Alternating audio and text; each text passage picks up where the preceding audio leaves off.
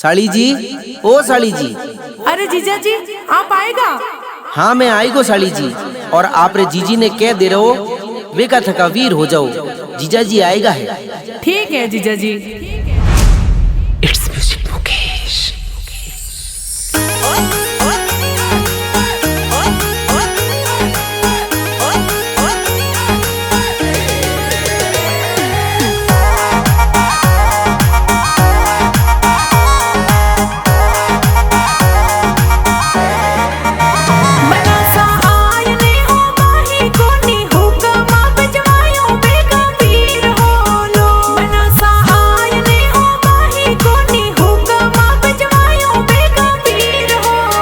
रानी सा आय ने पीवरिए हरदम हो जावो ते है टहलन रो नाम नी जी लो। रानी सा आय ने पीवरिए हरदम हो जावो ते है टहलन रो नाम नी जी लो। टहलन रो नाम नी जी लो। बना सा सासरिये रो देश सोने सासू जी ससुरो जी थोड़ा हमने बोलो। बना सा सासरिये रो देश सोने सासू जी ससुरो जी थोड़ा हमने बोलो।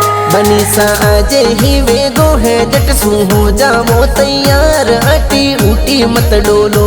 बनी सा अजे ही वेगो है जट सू हो जावो तैयार अटी ऊटी मत डोलो। अटी ऊटी मत डोलो।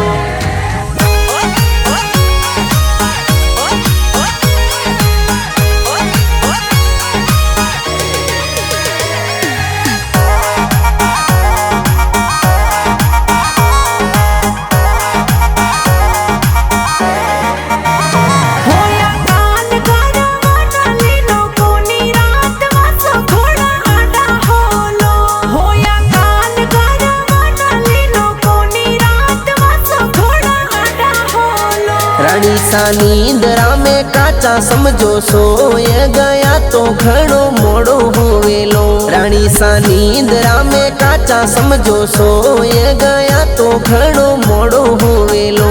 घणो मोड़ो होवेलो। बना सा आँखियाँ बतावे तेरा खावो थे कदा का आवे उंगारो झोलो। बना सा आँखियाँ बतावे तेरा खावो थे कदा का आवे उंगारो झोलो।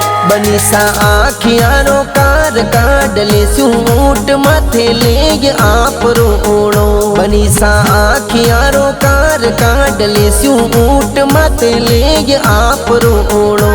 लेग आप रो ओड़ो।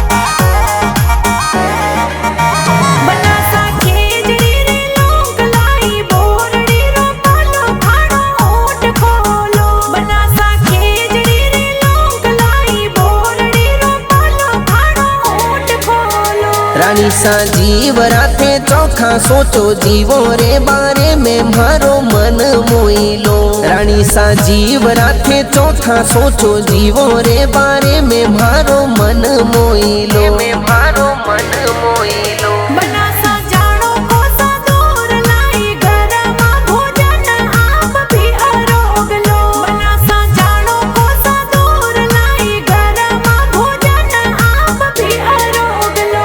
बनी सा भोजन रोगा जीते हो जावो तैयार विदाई पीवरिया सुनो। बनी सा भोजन रोगो जीते हो जावो तैयार विदाई पीवरिया सुनो। विदाई पीवरिया सुनो।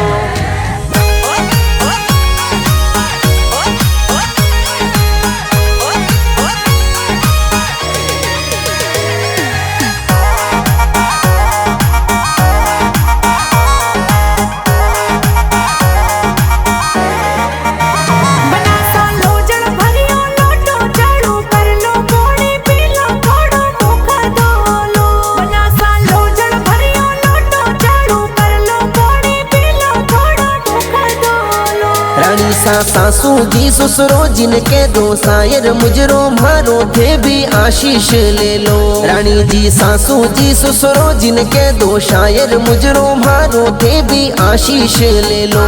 थे भी आशीष ले लो। बना सा आवो होठ छड़िया दे